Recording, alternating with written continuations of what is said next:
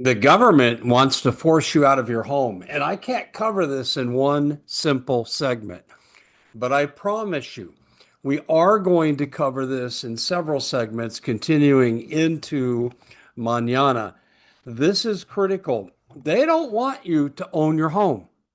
Do you remember Trump's sorry excuse? He was asked, well, what about affordability of houses? Well, we can't do that because the baby boomers might lose thousands of value.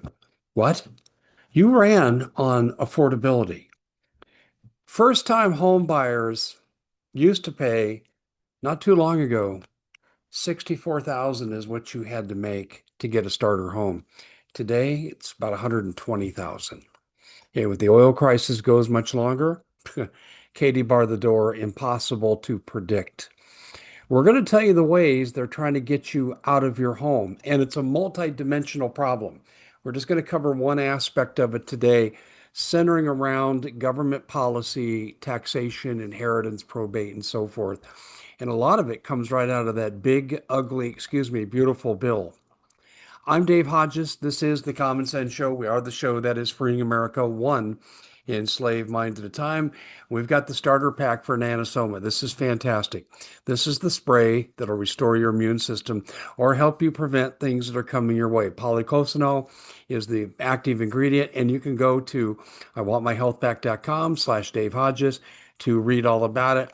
This is the gel that actually will help you grow pluripotent stem cells in affected joint areas, and over time you're going to get relief. It varies from person to person. Took me 6 to 8 weeks. And then there's the skin cream that treats cuts and burns together, the starter pack, 15% off. Go to iwantmyhealthback.com/Dave Hodges. Okay, I've had to make some detailed notes and then highlight it not to make it too uh, inflammatory and too, shall we say, concerning.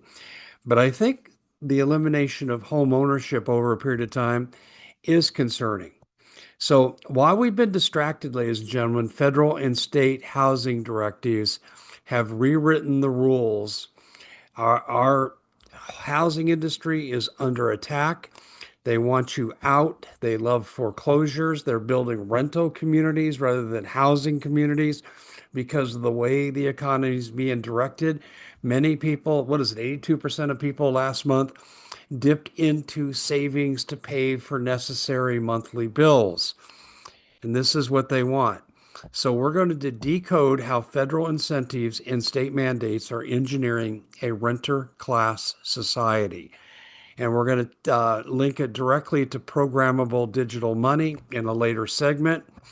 And then we're going to look at it's part of the Great Reset. You'll own nothing and be happy. And if you won't be happy, we'll make you be happy. Okay, let's get down to it. Number one, zoning rules are changing. The idea of the white picket fence, two cars in a two-car garage, and all that good stuff, a nice yard, you got to mow it, got to water it, kids get to play in it, dogs run through it. Well, that's ending. State level accelerations continue, and I'll just give you one example. California SB 79 signed last year, effective July 1st of this year, mandates for new construction. Listen to this, 30 plus units per acre. I can't even get my mind around it. I got an acre and 3/4. We live rural. I that would be about 45 homes where I'm at. Those are called apartments. This is crazy. So we've got these quote pro-housing policies that are greatly increasing higher density, and then they want to put limitations on parking because they don't want you in a car. Okay, and so they're going to put limitations on that. Um, this is what we call stack and pack. And in the old days, when we started talking about there'll be 13 communities across America, it was America2050.org, an advisor to Obama came up with this. This is his plan. And it's very complicated, but simply there would be 13 megalopolis. In other words, metropolitan areas combined. Okay. like where Denver is growing into Colorado Springs, for example. San Diego through Orange County is growing into LA. Okay, that's a megalopolis. And there'd be 13 of these, each with about 11 million people in it, according to this document. And you go, Dave, the math is bad there. Are you sure? That's only Dave. Dave, open the pod bay doors. I can't do that, Hal, as we switch the position. You know what we're saying here? There's going to be a lot less of us around, according to this plan. That's another topic for another time. Okay. Now, creating scarcity with new real homes is driving the home up. Plus, the buying out of BlackRock and Blackstone is driving home values up. And you're saying that's true. Well, what they do is they'll create these shell corporations in a metropolitan area. And they'll go in, they might have five shell corporations. Company A will work one neighborhood, company B will work another. And they come in and let's say there's an asking price for a home of say $300,000. They'll come in and tell the owner, sell to us today, and we'll give you 350,000. What does that do to the value of everybody else around them? Exactly. Now, for someone to get into a home like that, you've priced out a lot of buyers. In addition, you have another problem. It's called the property tax problem.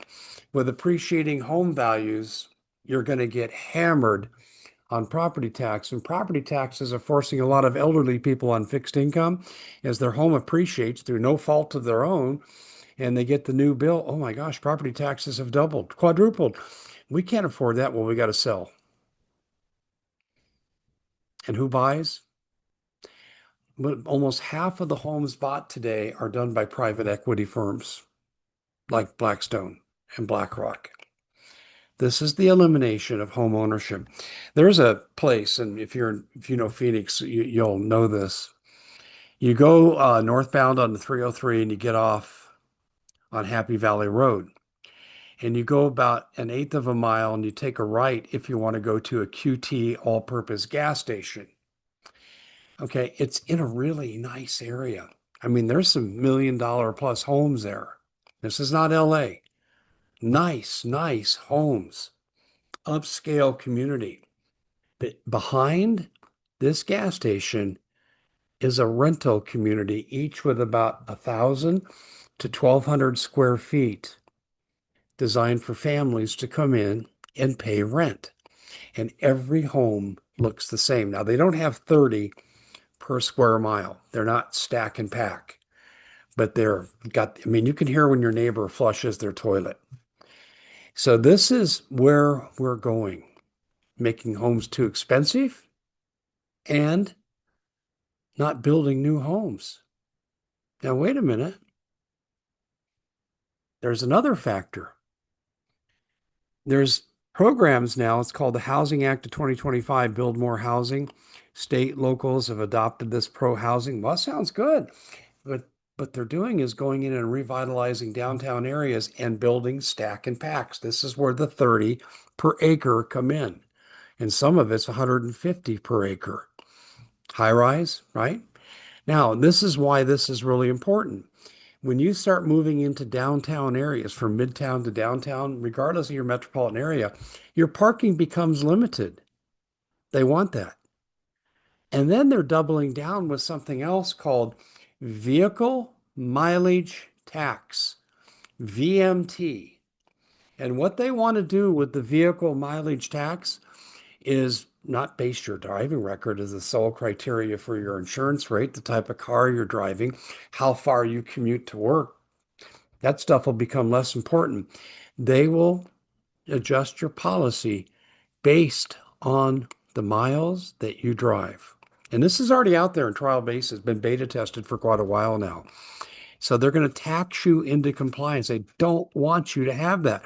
And this is why a lot of these cities, unless you live in California and this project was a scam by Newsom, but we're funding now what they call light rail and also more bus transportation routes.